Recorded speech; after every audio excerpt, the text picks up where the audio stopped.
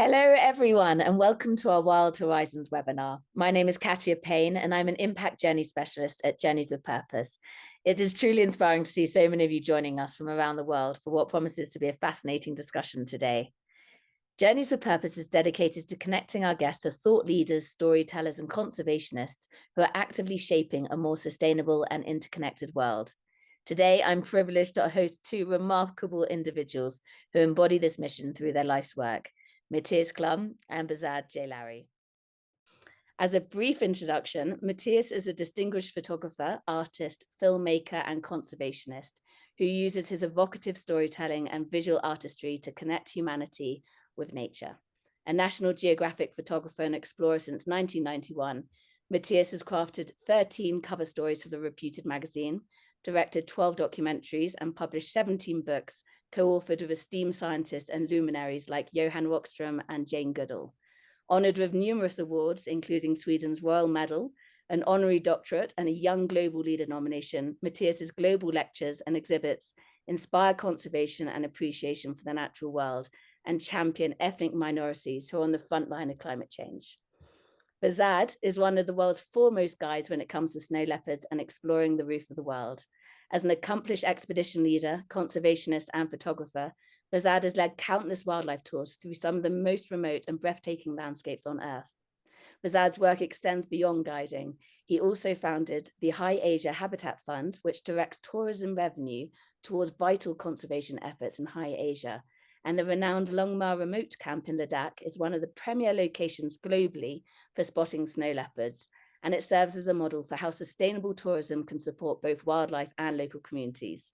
I can now personally vouch for Behzad and his excellent team about being the absolute best at what they do, because I've just arrived in Ladakh yesterday, and today I saw two snow leopards, a mating pair, who we watched for over an hour, and it was absolutely magical. So if you go over to our Instagram page at journeys_with_purpose, you can see some crazy stories today of me being very overexcited. But thrilled to have you both here. And before I hand over to you, I just want to let the audience know that whilst the chat box will be disabled during the session, we will be asking a selection of your pre-submitted questions at the end of the webinar. So without further ado, over to you both. Thank you. Thank you, Katja. So lovely. Thank you so much. I'm super thrilled. And to work with you, Behzad, and Journeys with Purpose is really a labor of love, not to say the least. Don't you agree, Behzad? Absolutely. No, I'm super excited for this trip. Katja and I have been planning what we're going to do in December, and there have been a lot of great ideas. And I'm not just excited about being in Ladakh, but just being able to share it with you and getting your perspective on how you have seen now Ladakh change from when you were first here so many years ago, looking at the southwestern Tibetan plateau part of Ladakh, the Changtang, and then just being able to share these beautiful mountains with you all. Yeah, I think that's the key thing about this journey, this upcoming expedition, is that we're coming to this absolutely divine place. It's brimful of images and it's just so beautiful. The landscapes are absolutely magnificent. The culture is staggeringly beautiful and fascinating. And as icing of the cake, we have the snow leopard as well. So it's quite amazing. Yeah, no, I think one of the really fun parts when you wait for snow leopards is to take in everything else that makes Ladakh magical. So it's the mountains, it's the people, it's the 2,000, 3,000 years of history that you see still present around you. So it's absolutely amazing. Yeah, I remember that when I did a National Geographic story on a remote monastery, and as you mentioned, the Changtan Valley, place called the Hanle Gompa, the Hanle Monastery for National Geographic. And I remember the morning pujas, the morning prayers in this remote monastery. That was actually like both a spiritual expedition, a spiritual journey, as well as a geographical one. It was just absolutely marvelous. But I never got to see a snow leopard at that time because I was completely focused on the monks and the nuns and the culture, because that was the assignment. So I'm, to say the least, very, very excited about this expedition. Yeah, absolutely. Looking forward to getting you over. Thank you. Now, so what can we expect? I mean, I think when one thing many people wonder is really how often you guys and the trackers see the snow leopards. Could you give some some cheerful statistics? We just had Katja talking here, but it's like I think people are very curious. Yeah, it's I think the most common question we get is how frequently, how far, and will I see one? And so some of those we can always answer. And I like putting this in context almost like someone on Wall Street, where we say this is how we've performed in the past, but past performance isn't indicative of future results with any sort of wildlife. But we have, over the last 10 years, always been able to find a cat or two on every single expedition that we've led. And it entirely comes down to having an amazing team of trackers, people who have been looking for these cats, living in these environments, and really understanding everything there is on how snow leopards behave, what kind of routes they like taking, what times of the year are best for looking at them, and bringing all that together with a lot of hard work, a lot of hours spent behind these huge scopes, just scanning the mountains. And so on average, I think we end up seeing 3 or 4 snow leopards in a 7-8 day period. And the Incredible. distances are all over the place, because if you see pictures of Ladakh, you see pictures of the mountains. Over here, they're enormous. They're jagged. There's tons of ridges. We operate in these beautiful valleys that are ringed with mountains on all sides. So we like finding basically really nice locations from where you can get 360-degree views of the ridgelines. You can get a good picture of the routes that snow leopards like using because they have a lot of marking rocks on them. Snow leopards communicate by spraying on these and by creating little scrapes by these, and they leave those as territorial markings and as messages to other snow leopards. And so we know where a lot of these marking rocks are, and over the years we've discovered more. So we know snow leopards frequently use certain ridgelines more than others, but they can show up at any place. They might kill something, they might be looking for prey. So there's tons of things that alter their behavior in using these ridgelines. And so where they show up, how far they are is entirely up to the cats. If they're in locations where we can walk up to them, we try to get closer, but otherwise we just enjoy them from where they are. So. That this is it says it all. I mean, I'm really used to searching for things that are very hard to find. I mean, like king cobras or green mambas or even wild orangutans up in the canopy. It can take a lot of time, but the snow leopard, it's like the needle in the haystack, and it's about, from what I understand, about the range is about at least 2 million square kilometers, and only Ladakh is about, is it 87,000 square kilometers? So finding 3 or 4 per expedition, that it's quite impressive. So but Yeah. I think it's very important to say that, because we can never guarantee anything. So No. that's it, because nature is nature, right? The cats, so we try to limit ourselves to tracking areas that are maybe 25 to 35,000 hectares. And so these are areas we know really well, we work in all the time, and we know there's between 8 and 10 cats that are frequently sighted in this place. And so what we're doing is trying to see which of those happens to overlap in this area while we are there. And snow leopards have huge territories, so and super small populations. They live in these mountains, like the images behind both of us. They live in these harsh, difficult to live in mountains with relatively small prey densities. And so that means populations can never be that high. So you have maybe a snow leopard controlling between 250 square kilometers to 400 square kilometers in our areas.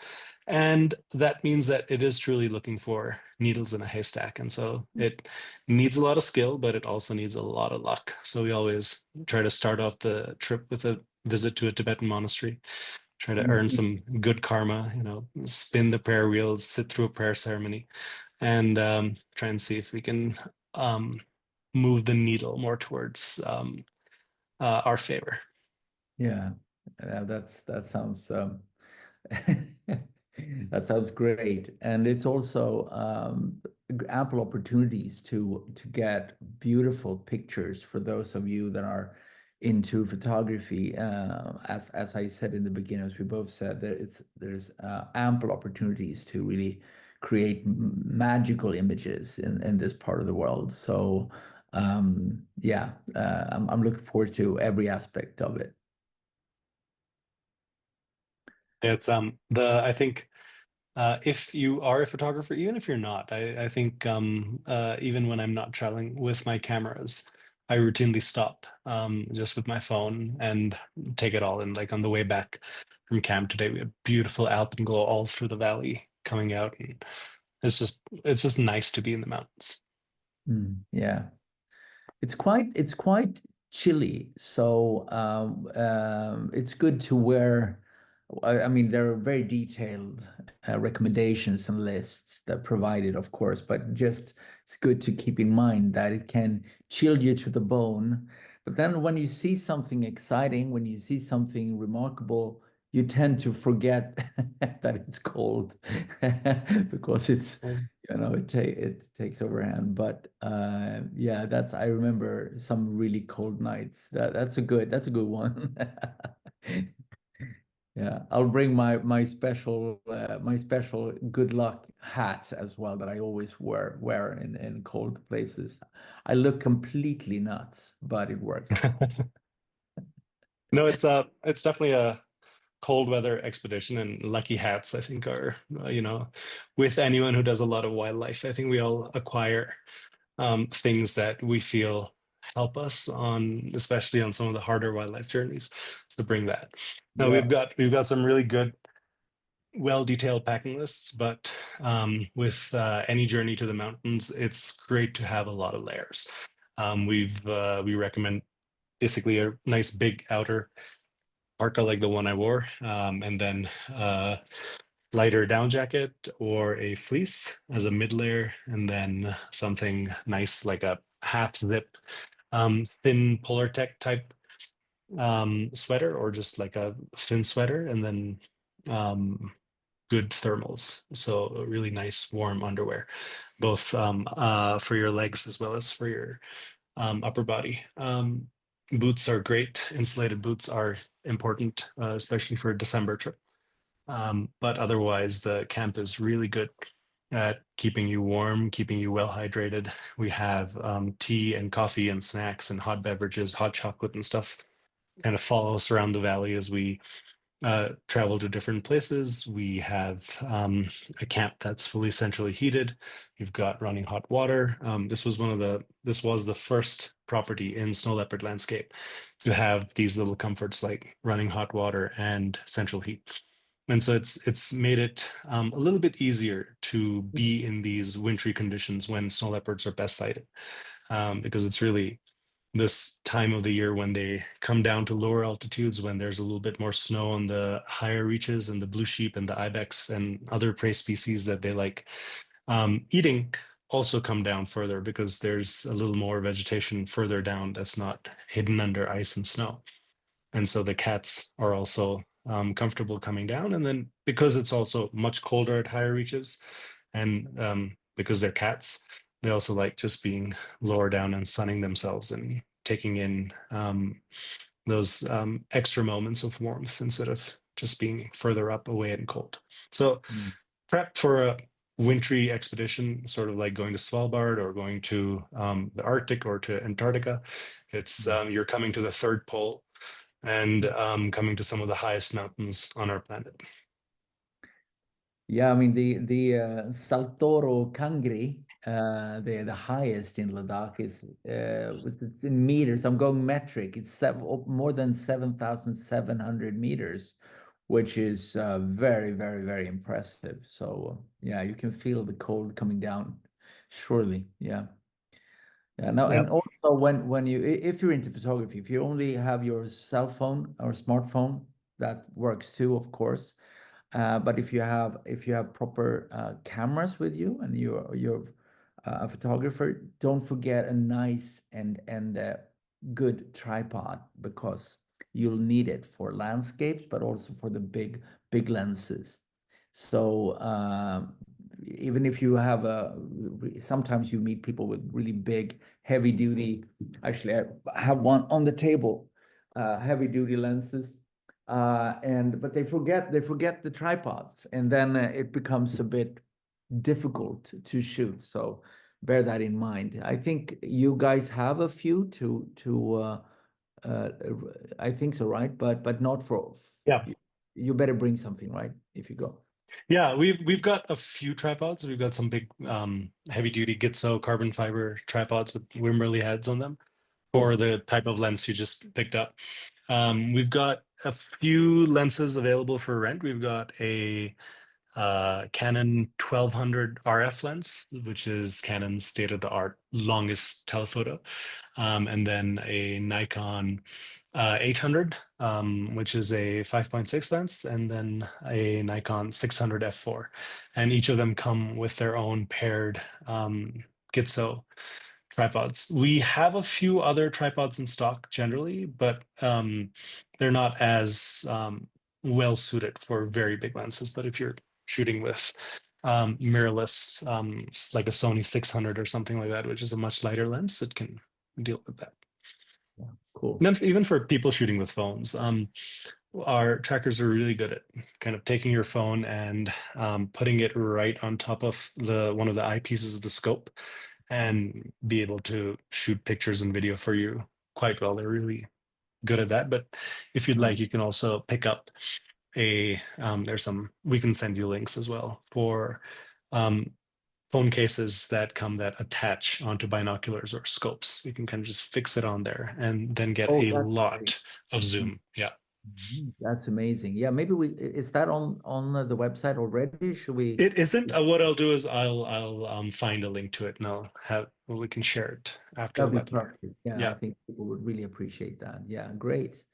Fantastic. Yeah. What else can we say? I mean, when we come to the morning routines, can you tell us about like a normal a normal morning, the average? Yeah. Let me give you kind of like a dawn to dusk yeah, that'd be great. walk through the average day, if you can call it average. So trackers generally leave, it depends on what time of the year it is, but I think December they'll probably leave around 6:45 in the morning, when it's starting to be first light, when it's still a little dark. It's also the coldest time of the day. So they set out, and we've got 3 or 4 spots we really like to begin the day from. And the tracking teams will split up, and they'll be positioned through different valleys, and they'll be in radio contact with each other. And generally guests will start leaving about half an hour to 45 minutes later. And we'll choose either a group of trackers randomly if something hasn't been seen in a few days, or if something has been seen, maybe yesterday, then we'll try and go to that last known spot where we feel we might find a snow leopard again. And we'll set out. The hot beverages will be generally delivered to people's rooms in the morning as the little wake-up call. So you kind of place your orders the night before if you want a cappuccino or just a black coffee or some tea. Someone will knock on your door, leave that with you at whatever time you ask, and then we get into the cars, head out, and then basically hang out with the trackers while they're working. We generally have a really beautiful morning to look at, really pretty sunrise over the mountains. In some parts of the valley, we have a very pretty view of this one small ancient monastery that's just on this cliff, on this outcrop of rock that also gives us really beautiful pictures at dawn and dusk. Otherwise, there's always some birds and blue sheep and things to keep us occupied. And we wait. If we are lucky, then and it seems to be maybe a longer sighting. Sometimes snow leopards will pop up on a ridge.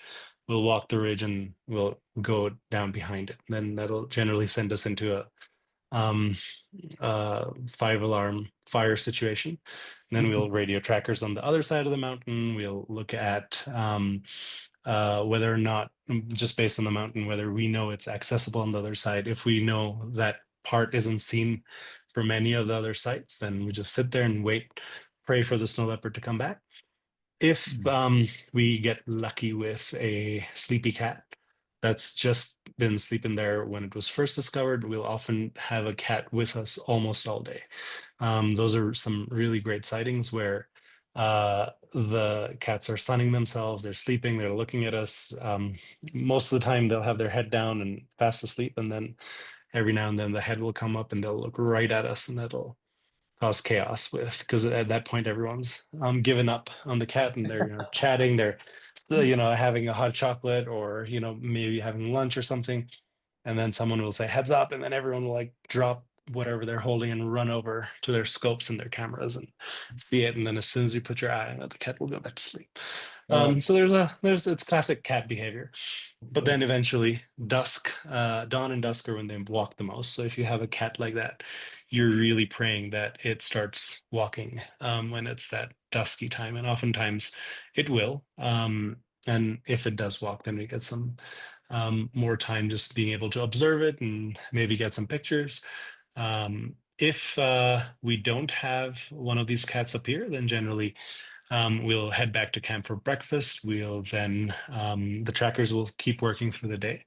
We'll do some stuff around camp. We might go for a short hike or walk around camp. We might visit some of the shepherds that live near camp, learn about what their lives are like, learn about the predator-proof corrals and the conservation initiatives we've done in the communities that are near us.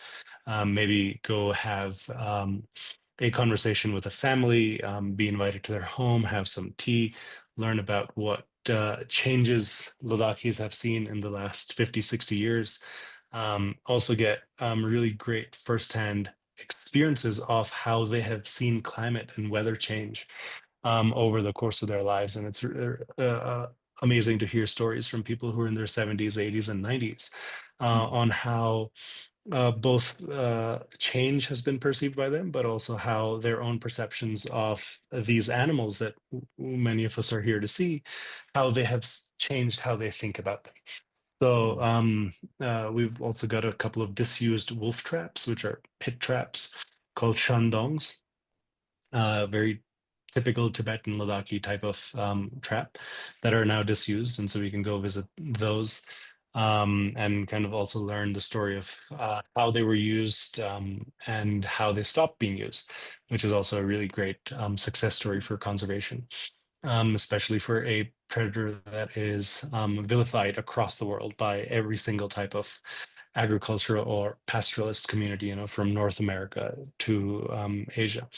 So pretty cool to be able to do a few other things while we wait. If at any point, something is seen, then, jump into the cars and go off. But otherwise, then we have lunch at camp, and then we have our afternoon to dusk sighting time. Then we'll head out around 2:30 or 3 p.m. again and stay out till dusk, hoping to catch one of these cats on the move again, since they do like that closer to dusk time to be active again. And so that's an average day with a few different options based entirely on the lives of cats. That's wonderful. Yeah, thank you so much, Behzad. And I think, speaking of conservation efforts, I mean, this is one of the unique things about Journeys with Purpose is truly that there's a conservation angle. And I find that That's really the reason why I am extra excited to work with Journeys with Purpose and with you, Behzad, because it has purpose that goes beyond going to a place, flying to a place with all the emissions counted in, and this is in many ways a stepping stone for towards a sort of a more circular path and a more um, um, more sustainable path in a way, because this is the only way we can actually support endangered species, vulnerable ecosystems, and cultures in peril. And that's why Journeys with Purpose is an organization that's quite extraordinary. Can you talk a little bit about uh, your organization there and how Journeys with Purpose actually how it works when you work together with you? Absolutely, yeah. No, I think especially with animals like these, which can oftentimes be in conflict with Bless you. surprise sneeze. Thank you. So with snow leopards, the biggest threat to snow leopards and wolves in this region is the fact that they go after livestock. When snow leopards go after livestock in any of the 12 countries that are home to snow leopards across the Himalayas and Central Asia, you generally have retaliation. And that is because snow leopards will oftentimes not go after livestock when they're out and about in the daytime, because the shepherds are out with them, protecting them. And most of them have very keen eyesight. They're on the look out for predators. They're looking after their herds. Most of these places don't really have internet, so they're not on their phones, and they're just taking it all in. So it's hard for snow leopards to hunt livestock in the daytime when someone's accompanying them. Most of the damages occur at night when these animals get put into corrals, which are their main purpose is basically to keep all of their livestock in one place. So in the morning, when they wake up and they have to milk all their animals, they're not scattered across the side of a mountain. They're all in one place. You can start the day from there. But many of these corrals, most of these corrals, are not secure from predators. So wolves can get in, snow leopards can get in. And when they get in, they're faced with 30, 40, 50 sheep or goat, which cannot leave. And so often what happens is a snow leopard will kill the entire herd overnight. Not eating any of them, but just continuously killing one after the other, because they are not used to any sort of prey continuing to stay when they arrive. When they're hunting, they'll be able to catch one animal and then the rest of the herd escapes. And then they will proceed to eat that. But in this closed situation, it causes chaos. The next morning, the shepherd wakes up. They see that you have a snow leopard trapped inside the corral. You have all of their, basically consider them all their cash assets dead, right? So each of these sheep or goats is anywhere from $150 to $250. And so if you have 30 or 40 or 50 of them, that is a catastrophic financial loss. And so what do? You kill the snow leopard so that this doesn't happen again. And oftentimes then, if you're out and about and you see a snow leopard, then you will also try to kill it so that this doesn't occur in the first place. So one of the only ways to stop it in many of these communities is to be able to predator-proof these corrals. So the easiest way of doing that is to just install chain link fencing all around, make sure there's a solid roof, make sure there's a door that can be securely closed, and leave no points at all where any sort of predator can get inside. And this is transformative. It means that overnight, shepherds have told us this, they've, for the first time in 10, 15 years, slept inside in their own home as a family. Otherwise, we have a family that lives 20 kilometers from camp, where each night, either the husband or the wife would have to take turns sleeping in the corral.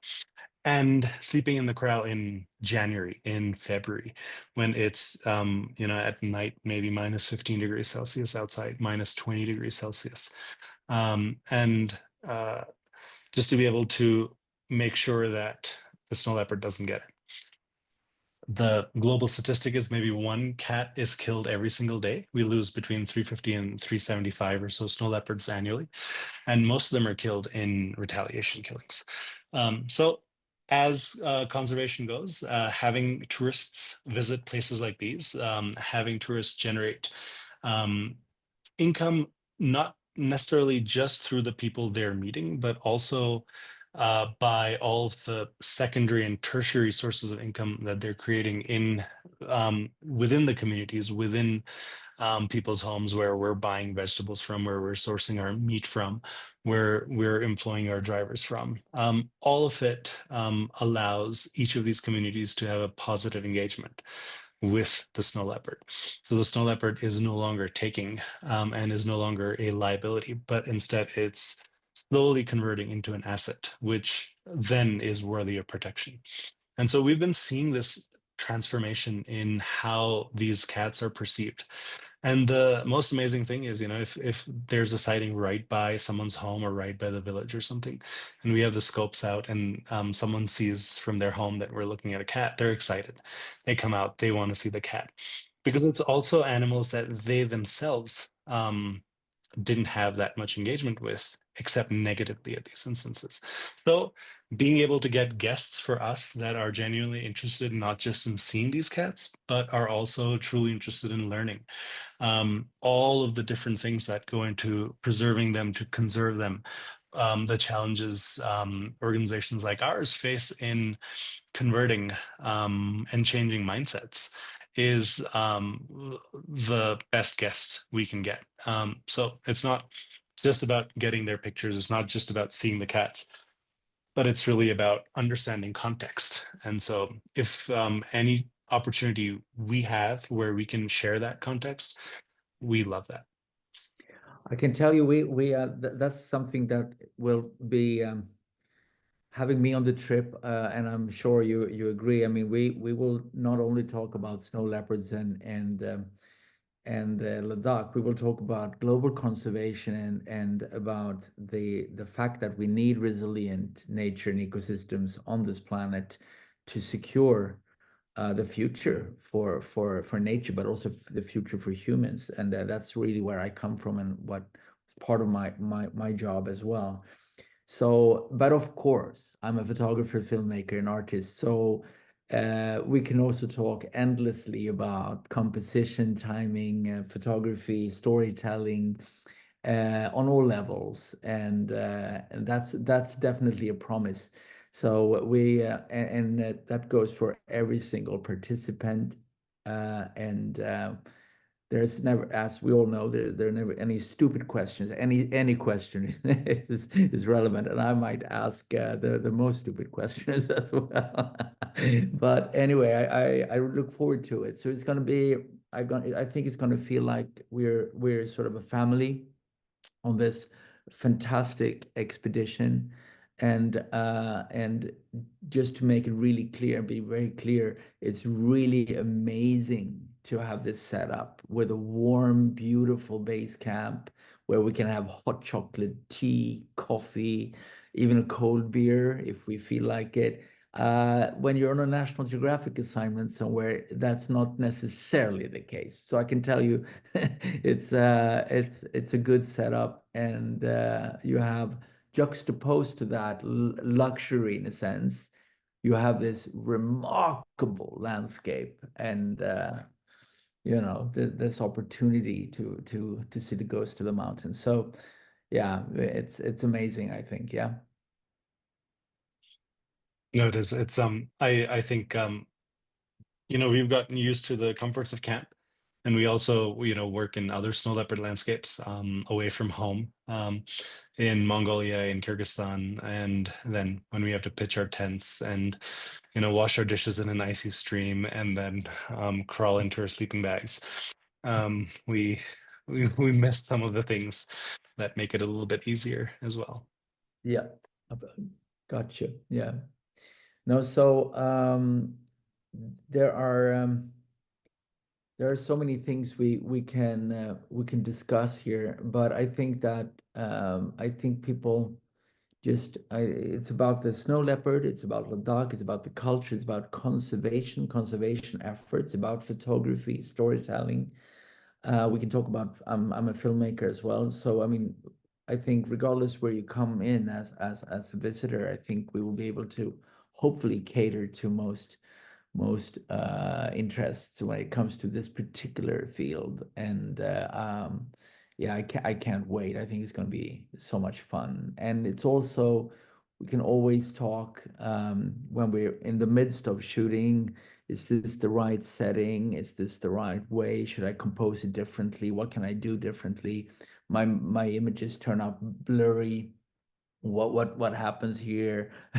You know, so I'm very used to that. So I think it's going to be a learning journey as well, both when it comes to conservation, snow leopards, and photography. And I know we have many very well-traveled guests. I think people are super well-traveled. But having said that, there are always things we can learn together jointly, and that's the cool part, isn't it? That we will always learn new things about nature, about the leopard, about the art of photography. So it's a joint learning journey. Yeah, I think that's one of the most fun parts is I think snow leopards also tend to attract people who are really well traveled. And what makes it a lot of fun for me to lead these trips is that you get people who have been to some amazing places that not a lot of people have. And so when you're able to put into context other species that live in remote places, when you're able to put in context things that affect communities elsewhere, when you're just able to swap cool stories at the end of the evening over like a nice hot toddy or something, it all it's that continuous storytelling aspect of being on an adventure like this that I think is super appealing for me to be able to keep leading them. I'm so sorry to interrupt. I could listen to you both talk about this subject all day, but we've got a growing list of questions, and I think if I don't butt in soon, then we're not going to get through a lot of them. So I'm just going to go to you first, Mattias, if that's all right. I've got Cordelia in South Africa. She's asked, what's the most emotional picture you have ever taken that moved you to tears, and sharing it made a real difference? Oh, wow, that's a tough question. Putting you on the spot. I've actually taken a few, but what leaps to mind right now is actually, I mentioned the orangutans in the very beginning of this meeting, the webinar, and there was actually one instance back in 1995.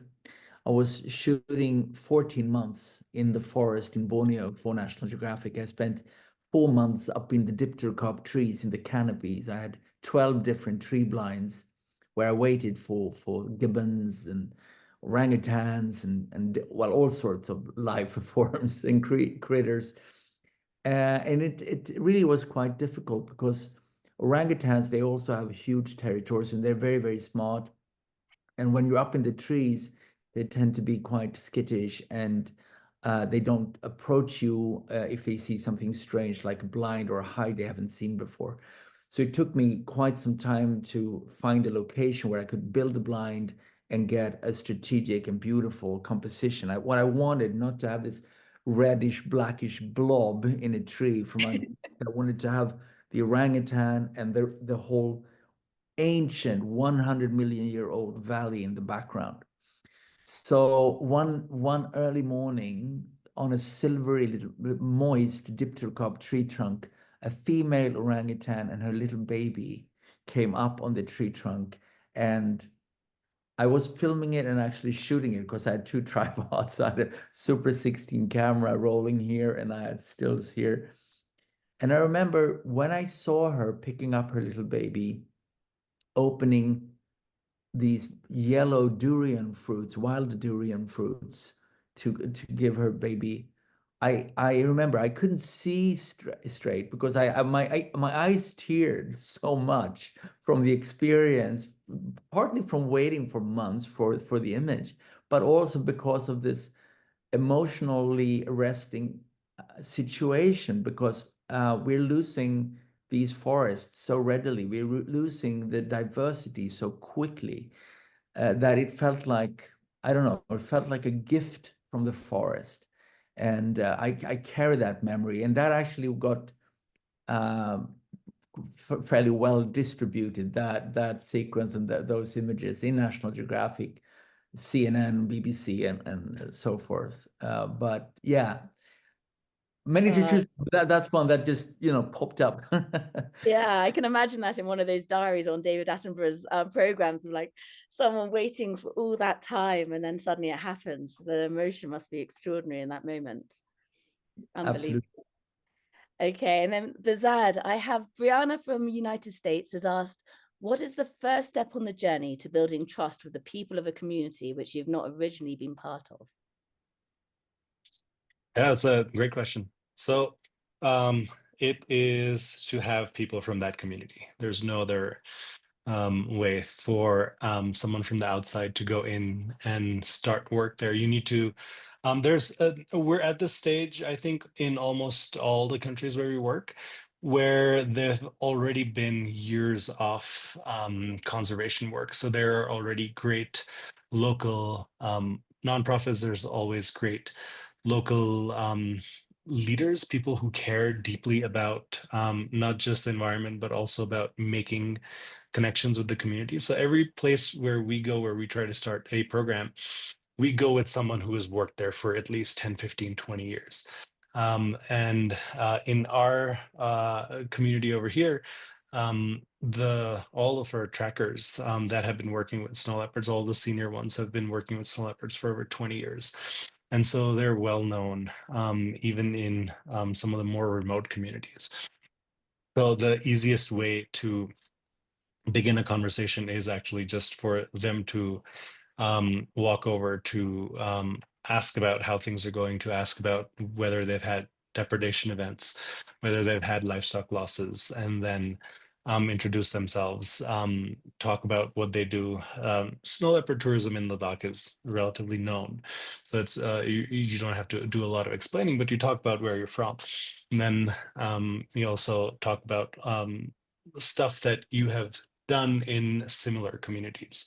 And often in places like Ladakh, you have, especially when you go to community after community after community that are geographically connected, they already know of things you've done. And so most of the time now, people are pretty pleased when we reach out, especially if we hear about snow leopards getting into people's homes or into their corrals and causing damage. In other places, like in places where we don't have anyone on the team from that community, it's always a great way to reach out to whatever is the leading local nonprofit, and then work with them to see what help they need. But it's a huge challenge to do anything as an outsider. Absolutely. Okay, back to you, Mattias. I have Nick in Sweden has asked, what are the common mistakes you've seen people make when trying to photograph wildlife, and how can we avoid them? Probably far too many mistakes. Well, it depends. If you look at aesthetically, one could, of course, talk about how to get better pictures and those kinds of mistakes. And I don't know if that's what he or she refers to, but when it comes to what the greatest mistake is really to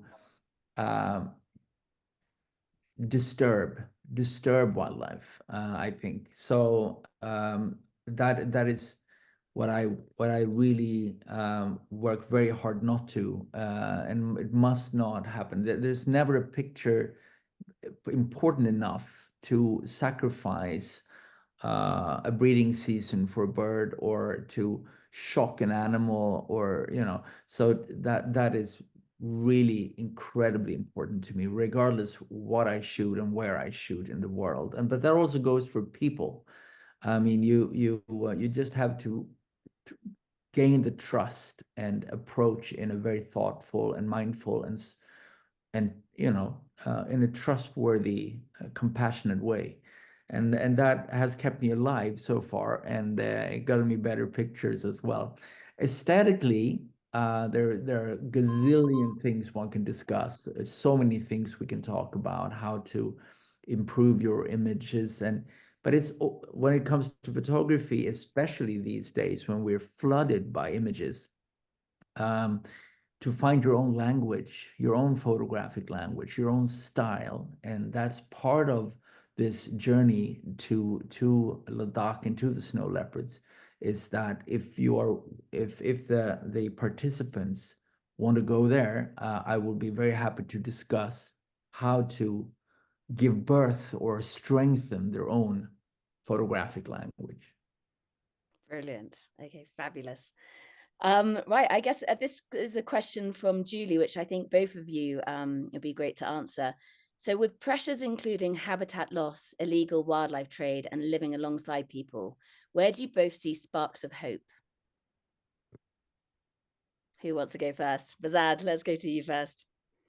Sure.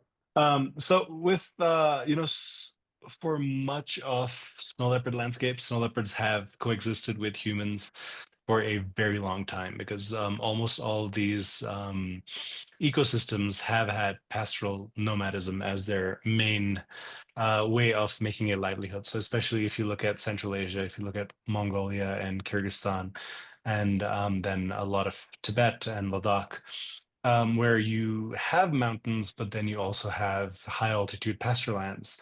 You've had people live next to snow leopards.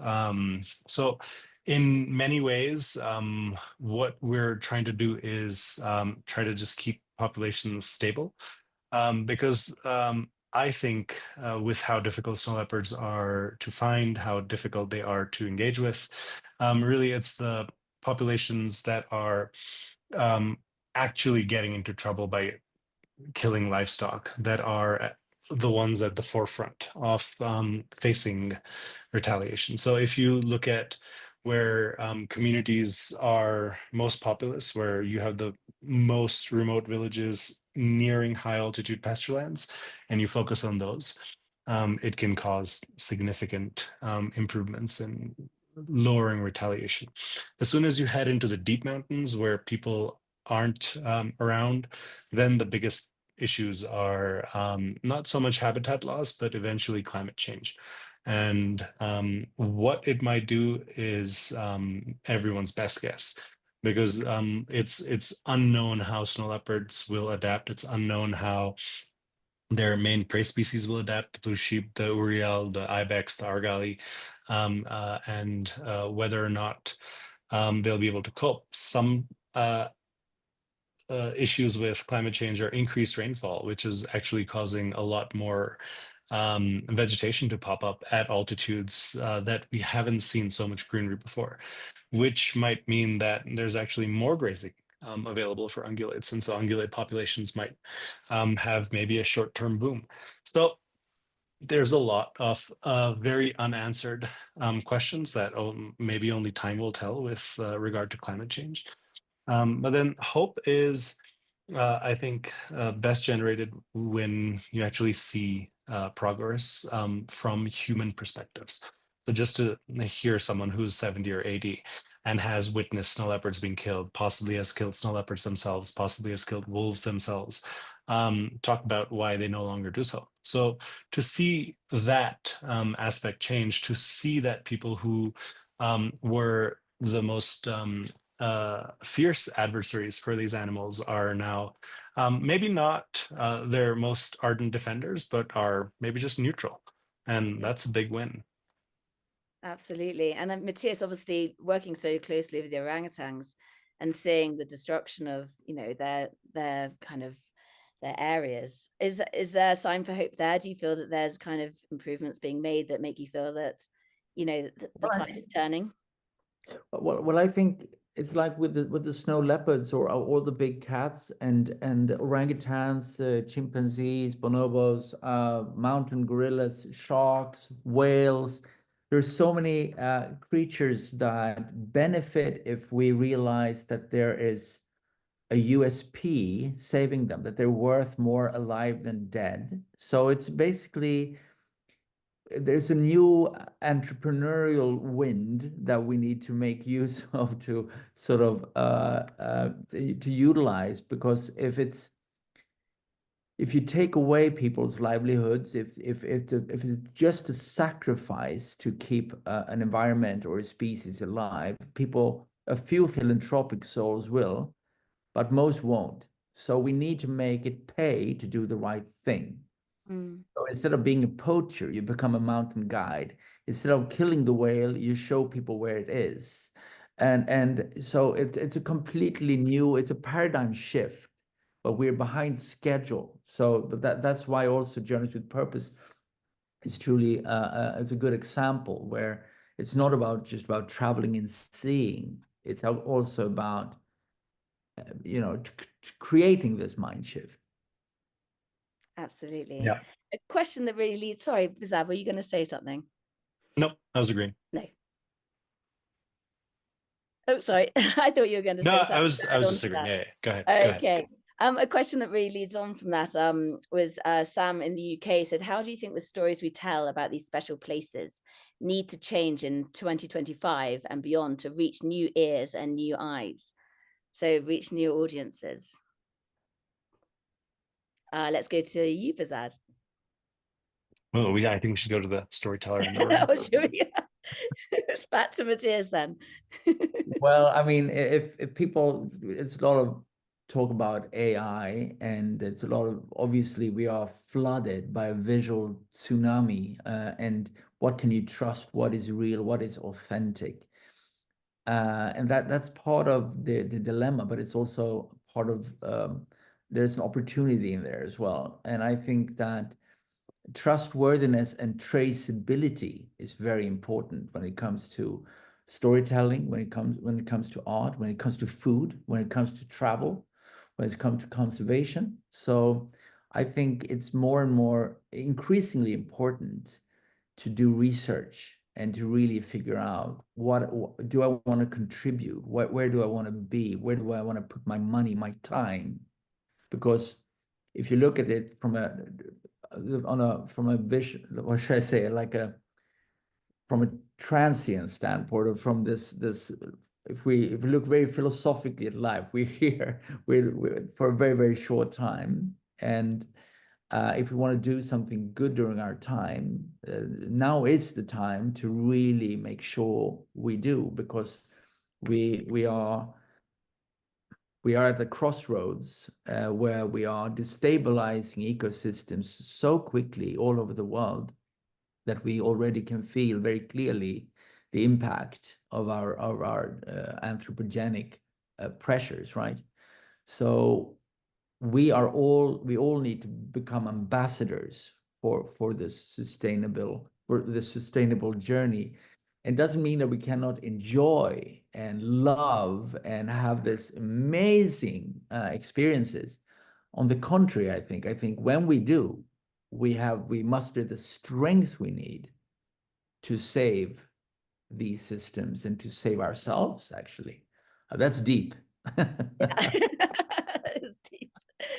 A last question. I'm going to choose Sophie from Switzerland, has said, if you had just one thing to say about this extraordinary expedition and what makes the snow leopard so special, other than its kind of elusiveness, I guess, what would it be? So we'll go to Behzad. Sure. I've been seeing snow leopards now for almost a decade, and every single time that we find a snow leopard, like today when we found the cats, it is the same level of excitement that I've had since my first snow leopard.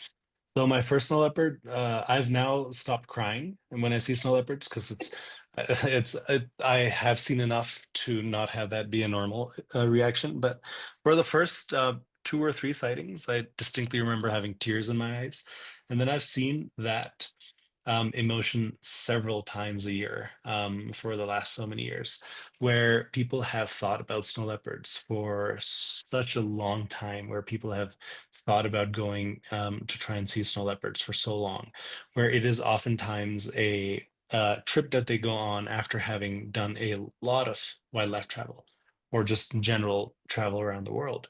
And for everyone that comes seeking snow leopards, it is always part playing the lottery, part going out to a hard place to get to a high altitude region, to a culture that is truly unique and different from anything you may have experienced before.